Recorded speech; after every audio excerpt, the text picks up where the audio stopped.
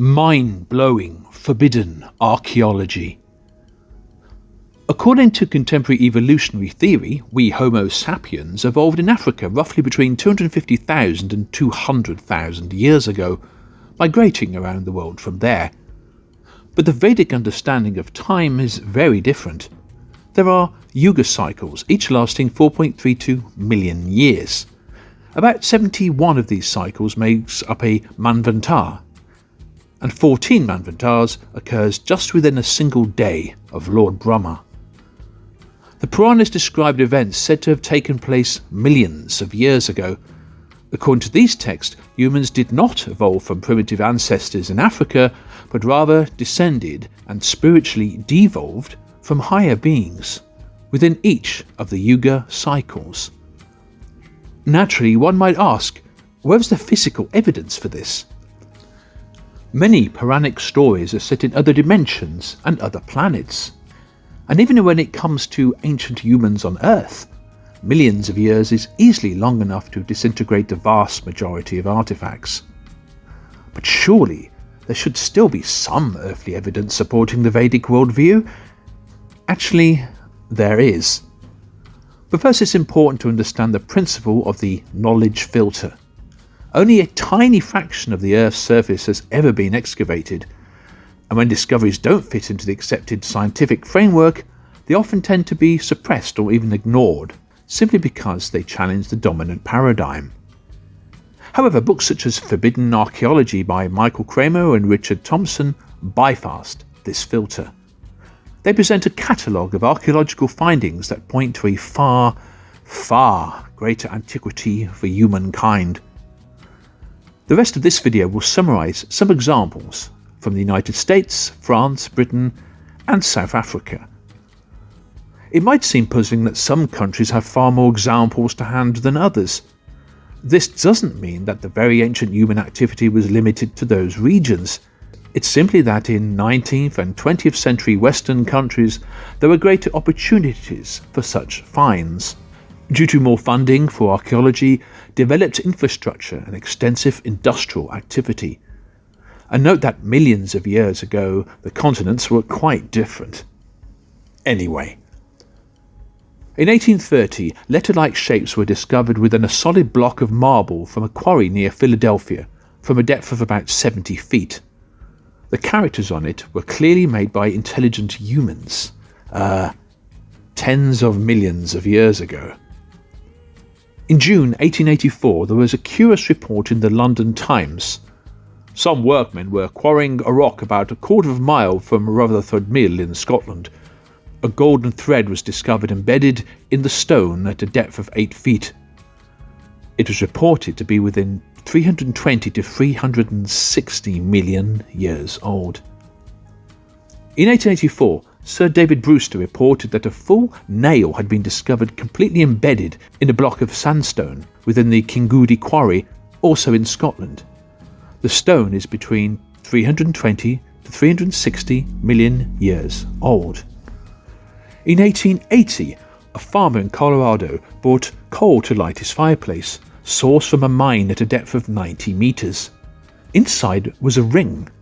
It was calculated as being about 60 million years old. It has been nicknamed Eve's Ring. In June 1852, the Scientific American reported a powerful blast was made in the rock in Meeting House Hill, Dorchester, Massachusetts. It threw out a huge amount of rock. Among them was picked up a metallic vessel in two halves. Together they formed a belt-shaped vessel. The stone around it was over 600 million years old. In a June edition 1891 of the Morrisonville Times of Illinois reported a lady who broke a compact lump of coal, and inside was embedded a small gold chain of antique and quaint workmanship. She explained that there was no way the chain could have been recently placed inside the coal. The coal was estimated to be 260 to 320 million years old. In October 1922, the New York Sunday American ran a prominent feature. It described that Mr. John Reed was looking for fossils in Nevada when he was shocked to see something resembling part of a human footprint embedded into the rock. A shoe sole. A well-defined sewn thread was visible. The rock was dated at 213 to 249 million years. A very conservative point of view dated that part of the rock to be 5 million years old. But still, in 1928, miners were working in a very deep coal mine in Oklahoma. One evening, a man was blasting coal loose by explosives when he uncovered several concrete blocks. They were smooth 12-inch cubes. After a cave-in, a solid wall of these blocks was left exposed.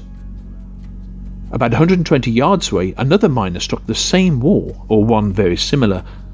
The coal in the mine was estimated to be at least 286 million years old. The same mining crew then worked on another site in Oklahoma. They found a solid block of silver in the shape of a barrel, with a print of the staves on it. The coal around that was between 280 and 320 million years old. The Paluxy River in Texas is famous for its fossilized dinosaur footprints, particularly those preserved in the Glen Rose Formation. Following extensive research in 1939, they found that some fossilized footprints in the area are human and coexist with dinosaur tracks, about 110 to 115 million years old. In 1912, a man was working on the municipal electric plant in Oklahoma when he came upon a large solid chunk of coal. He broke it with a sledgehammer, and inside was an iron pot. The source of the coal was from Wilburton, the Oklahoma mines. According to expert sources, the coal was there for 312 million years. In 1944, a man broke open a lump of coal in his basement and found that it contained a Hindu arti bell inside. The coal that was mined in West Virginia is said to be about 300 million years old. In 1968, semi-ovoid metallic tubes of varying sizes were found in Cretaceous chalk.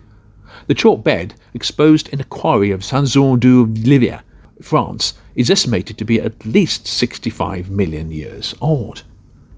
Also in 1968, a trilobite collector reported finding a shoe-like print in the Wheeler Shale near Antelope Spring, Utah. Clearly visible within the shoe print were the remains of trilobites, now long extinct. The shale holding them is from the Cambrian period between 505 and 590 million years old. The discovery also revealed that the formation was once on the surface. The final, perhaps most striking example.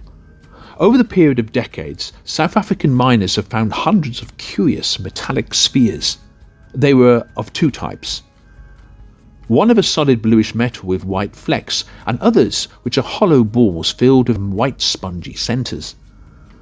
The spheres have a fibrous structure on the inside with a shell around them, and are very hard and cannot be scratched, even by steel. At least one of them has 3 parallel grooves running around its equator.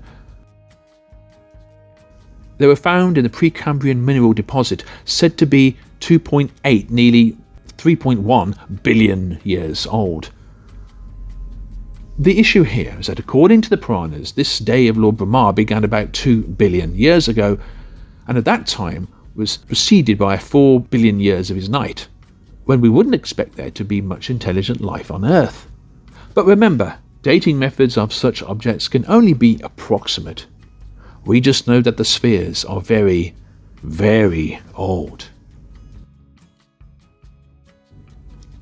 Well, thanks for watching.